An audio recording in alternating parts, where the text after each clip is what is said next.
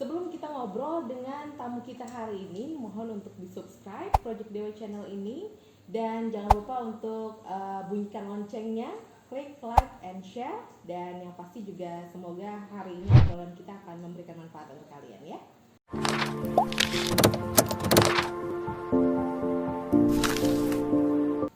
Ya, kalau ngomongin stres, pasti stres ya, karena ini kan acara besar, harapan kita besar, terus rundownya banyak, perintilannya banyak, yang disiapin banyak, ya kan. Stres tuh pasti ada kesetresan. Cuman dengan kita udah memang dari awal kita udah tetapkan, misalnya konsepnya udah jelas dari awal, undangan udah dicatetin dari awal. Jadi itu tuh hal-hal yang meminimalisir kesetresan, termasuk penghandelan acara ke WO.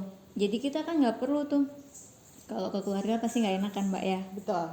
Misalnya kayak, Om jangan gitu dong Om, harusnya kan kayak gini. Ya nggak enak kan Mbak. misalnya PIC-nya Om ya gitu udah ya. syukur dibantuin kok ngatur misalnya gitu kan. Mana kita kan muda, kan nggak mungkin kan terlalu mengatur yang lebih tua, kan nggak enak. Nah di situ jadi hal-hal yang bisa diminimalisir itu harus diambil gitu loh, pilihan-pilihan itu untuk para calon pengantin ini. Ada sempat ribut-ribut juga nggak sih sama pasangan? Kalau sama pasangan ribut sih enggak ya, masalah kita nggak sama kita berduanya sebenarnya kemarin. Lebih ke eksternal berarti ya? Lebih ke eksternal kita berdua, misalnya budget atau keluarga gitu-gitu. Terus karena mau ada acara adat, pakemnya itu sih yang kemarin agak ribut ya kan Mbak. Ribut yang agak besar tuh ya pas pakem adatnya itu, mau yang ini apa mau yang itu. Ternyata pakemnya kok berbeda gitu kan. Menyamakan persepsinya itu sebenarnya gitu. Nah Risa, ini tips dan trik untuk para calon pengantin yang sedang mempersiapkan hari H itu untuk Risa sendiri, buat mereka lebih rileks apa? Intinya ya kita harus enjoy, kita harus relax, mental kita tuh harus siap. Pikirin gini, setiap pengantin lah, masalah tuh pasti ada. Setiap merencanakan pernikahan itu, setiap pengantinku tuh pasti punya masalahnya sendiri-sendiri. Giliran kitanya yang sebagai calon pengantin tuh gimana menanggapinya, karena kita kan juga artisnya ya, ibarat kan kita yang diacarakan, kita juga jangan sampai jadi emosi, karena sebenarnya masukan keluarga pun juga itu kan tujuannya baik. Betul. Jadi pertama tuh mental kita yang harus kita siapkan. Kita siap nggak sih mau nikah, mau mengadakan acara, kita harus siap dulu. Terus bantuan seperti catatan di sini, wedding planner juga menurut aku penting, karena buat ngingetin kita jangan sampai ada vendor yang kelewat gitu, karena kan di sini ada listnya. Betul. Itu list itu yang membantu.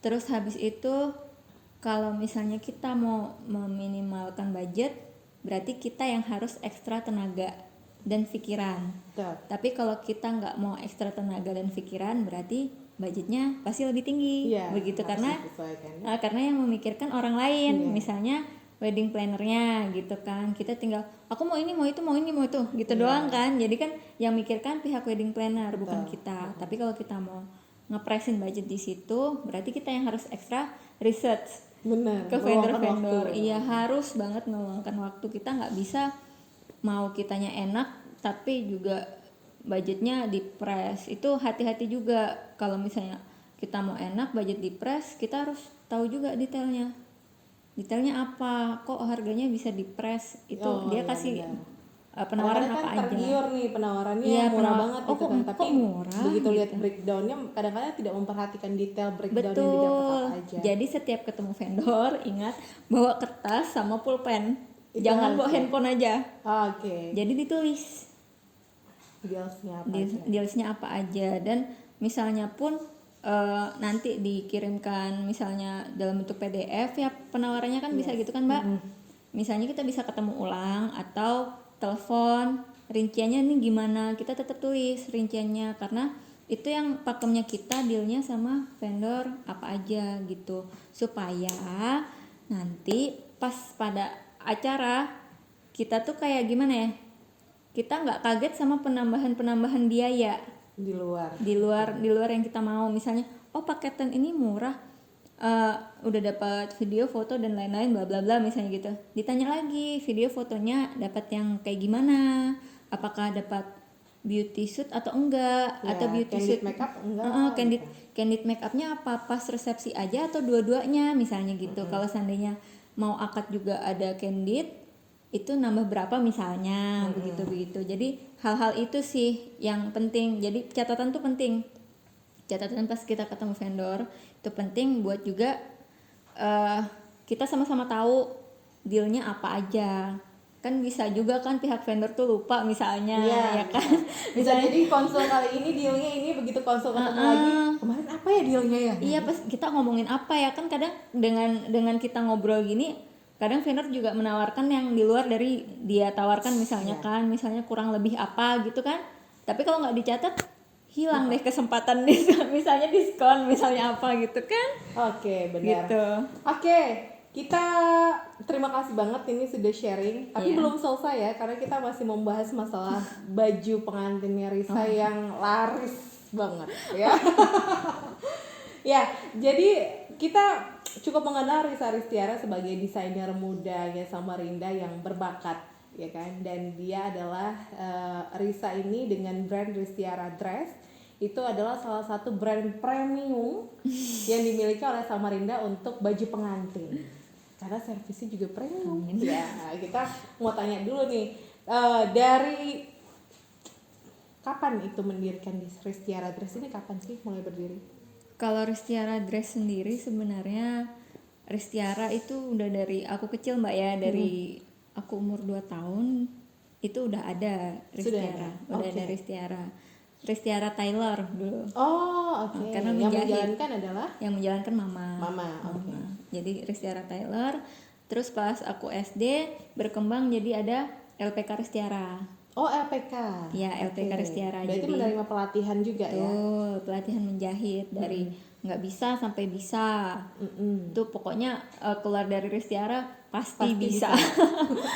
Dan juga special offernya kalau misalnya udah lulus ya, terus terima jahitan nih Mbak. Terus habis itu ada model yang misalnya dia lupa gimana gimana bikinnya ya, polanya gimana ya, itu boleh kesini lagi buat masih tanya. bisa konsul gitu Boleh, ya? Oh, luar biasa. itu seumur hidup. Itu seumur hidup garansi, jadi sampai kapanmu masih Iya, bisa balik sampai konsul ya. kapanpun, betul. Gitu. Terus kemudian berkembang aku SMA, aku kuliah, aku lulus kuliah, mulai ikut fokus, kan aku udah lulus kuliah kan, ikut fokus ngembangkan Ristiara. Tapi dari Ristiara Taylor itu udah bikin baju pengantin? Belum Oke. mulai bikin baju pengantin itu kalau nggak salah tahun 2016 baru mulai baju pengantin. Kebetulan klien pertama itu teman sekolah aku. Ada 2 klien pertama tuh teman sekolah dua-duanya gitu.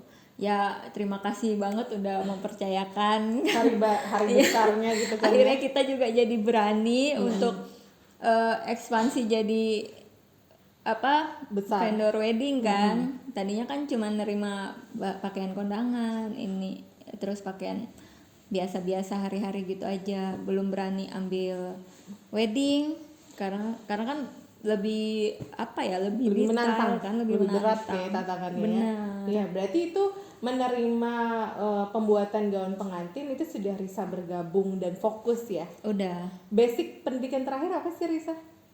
S1 farmasi apoteker. Nyambung di mana? Nggak ada.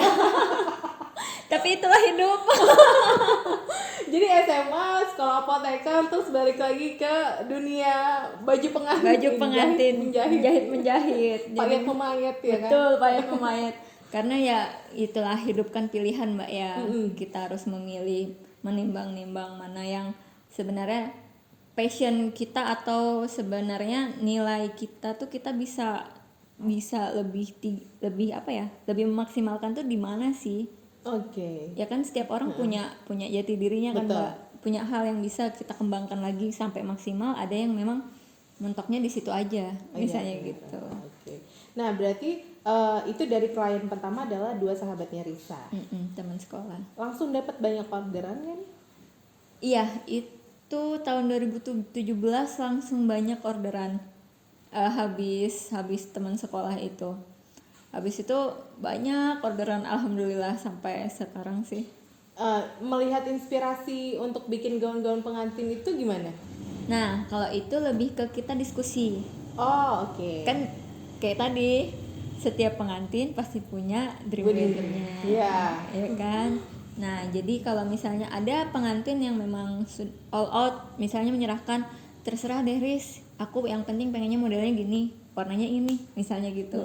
Tapi ada juga yang ke kami, Riz aku pengen yang ini begini kira-kira berapa ya, misalnya gitu kan, kira-kira berapa, lebih mending yang model ini atau model ini, terus ntar berapa meter, nanti mereka yang cari bahan sendiri, ada juga yang kayak gitu. Oh, ada yang dicarikan bahannya, ada yang mereka cari sendiri. Ada yang cari sendiri. Kalau untuk budget sendiri, Risa, ada, oh ini kita kalau dibikin kita sekian gitu, atau ada yang fleksibel gitu? Ada yang fleksibel, tapi sebenarnya patokan minimalnya tuh ada. Tapi Oh, sebenarnya minimalnya kita ya, oke. kita tuh ngasih pilihan, Mbak. Oke. Misalnya ada kan pengantin yang memang on budget, tapi pengen banget. Aku pengen banget, tapi misalnya bikin kayak gini di Ristiara misalnya gitu. Gimana ya solusinya? Kan kita harus menemukan solusi. Betul. Ya kan? Paling oh kalau kayak gitu apa bahannya aja yang kita turunkan misalnya gitu, atau detailnya kita turunkan begitu. Jadi kita berusaha untuk win-win solution lah. Yes. Impiannya customer dapat, kita juga puas, bisa mewujudkan apa yang